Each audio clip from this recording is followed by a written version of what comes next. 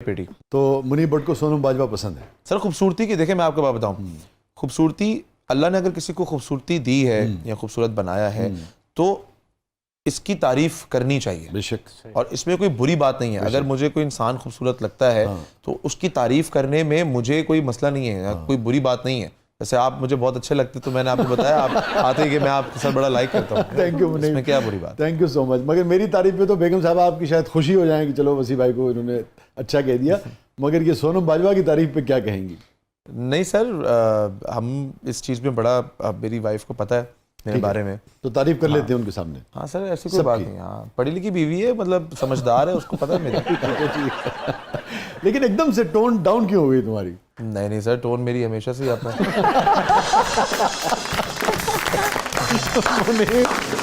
पूरे पूरे अब तक की जो एनर्जी थी वो एक तरफ और ये जो चंक है ये एक तरफ। नहीं सर। जी मेरा मुनीब भट्ट से सवाल है कि आप सच सच बताएं कि आप ज़्यादा अच्छी अदाकारी करते हैं या एमन, और आपने रियल लाइफ में कभी एमन के साथ अदाकारी की है?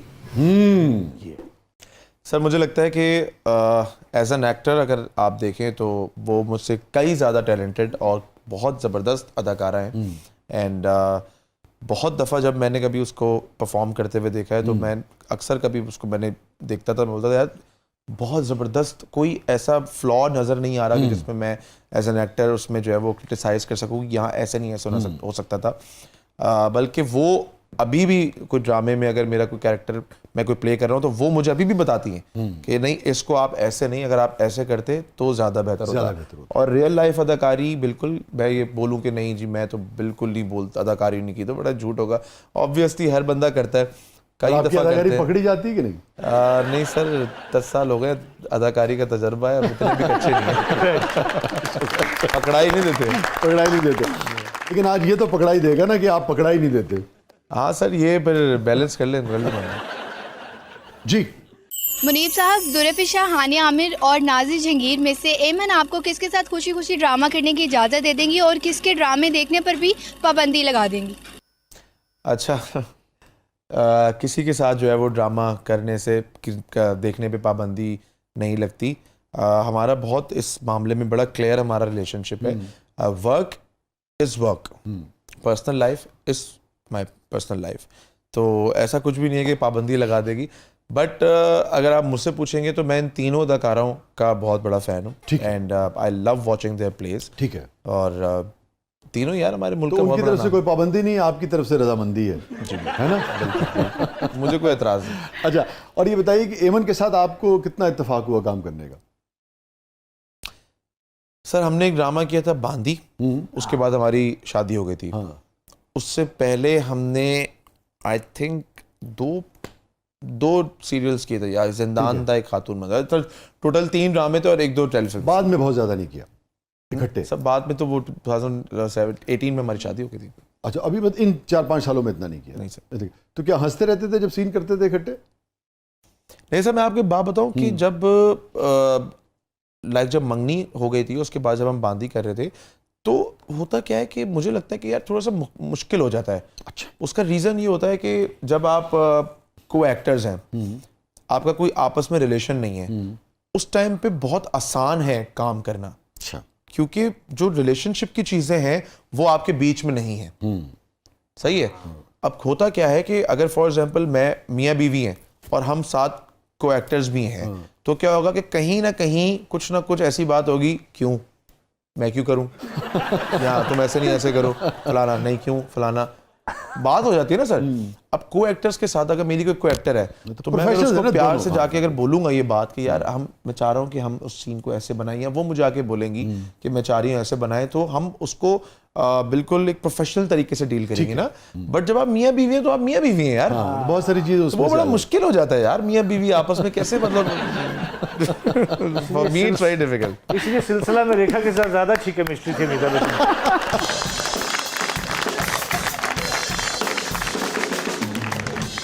मुनीब, आप व्लॉगिंग भी करते हैं, आपकी फैमिली भी उसका पार्ट होती है, बट कुछ पोर्शन ऑफ सोसाइटी ऐसी है जिसको फैमिली व्लॉगिंग पे बहुत एतराज़ है, तो आपका इस पर क्या पॉइंट ऑफ व्यू है? Let me correct you in this. Family, मेरी जो मदर है वो मीडिया पर्सन नहीं है।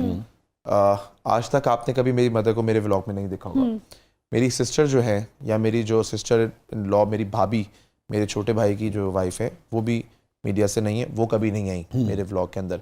मेरे वालिद साहब हैं, ईद पे कभी अगर मैं उनसे ईद मिल रहा हूँगा तो वो एक शॉट लगा होगा, क्योंकि मैं अपने वालिद साहब से ईद मिल रहा हूँ।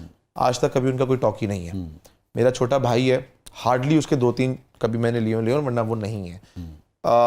जो एमन शादी से पहले भी एस्टेब्लिश्ड एक एक्टर थी, एक पब्लिक प्रोफाइल थी। इस वजह से वो भी बहुत ज़्यादा, मैं उसको नहीं लेता, वो भी कभी, क्योंकि बीच में अगर हम चल फिर रहे होते हैं या कुछ आ रहे होते हैं, कोई बात करनी होती है अपनी वाइफ से, तो मैं कर लेता हूँ, because she was established actor before marriage. अगर वो नहीं होती मीडिया से तो शायद वो उसको भी मैं नहीं लेता। जहाँ तक बात है फैमिली व्लॉगिंग की, अगर कोई करता है, बहुत सारे यूट्यूबर्स हैं, हम देख रहे होते हैं, बड़े फेमस यूट्यूबर्स हैं, वो कर रहे होते हैं, तो इट्स देयर ओन चॉइस। मैं कभी किसी के कंटेंट के ऊपर जो है वो उंगली नहीं उठाता।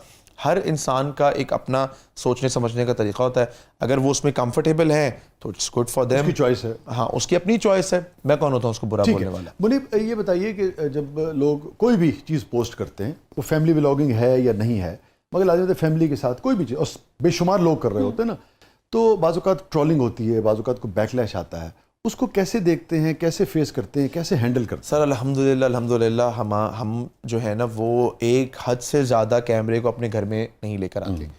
मतलब ये कि मेरे घर में मेरी बहुत सारी चीज़ें हैं जो कि हमने सोशल मीडिया पे हमने नहीं डाली। मुझे इतने मैसेजेस आते हैं, अपना होम टूर करा दें, अपनी गाड़ियाँ दिखा दें, अपनी जो है वो। अच्छा, ये सब आप नहीं करते? सब मुझे अच्छा नहीं लगता कि मैं अपनी चीज़ें जो है ना वो लोगों को मतलब सोशल मीडिया पे ला के दिखाऊं। उसका रीज़न ये होता है कि सर बहुत सारे लोग हैं, और अब की सोसाइटी में बहुत सारे लोग हैं जो बहुत सारी आसाइशें तो दूर की बात है, जो घर की बेसिक नेसेसिटीज हैं वो भी उनकी पूरी नहीं हो रही, और मैं उनको एक लेविश लाइफस्टाइल दिखा के उनके दिल में और जो है ना वो एहसास कमतरी डालूं और उनके दिल को बुरा करूं, तो सर मेरा दिल बहुत अच्छी है, वेरी गुड, बहुत अच्छी बात है। मैं बहुत इस पर आपको दाद दूंगा, आप इतने यंग हैं, मगर ये इतनी सेंसिटिव बात आपने की है, और हालांकि आपका काम है, आप एक्टर है ना, उसके बावजूद भी आप ये सोचते हैं कि यार ठीक है, मुझे जो खुदा ने दिया है मैं उसको बरतूं तही, उसका इस्तेमाल तो करूं, मगर लोगों को दिखाने की क्या। जी सर, बहुत अच्छा। क्या कहते हैं नाज़रीन, स्टे विद अस, कहीं नहीं जाइएगा।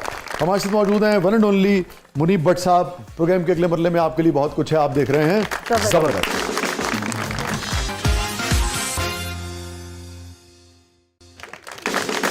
वेलकम बैक नाज़रीन, ज़बरदस्त में एक बार फिर खुशामदीद। और मुनीब, हमारा सेगमेंट है जिसका नाम है कैथारसिस।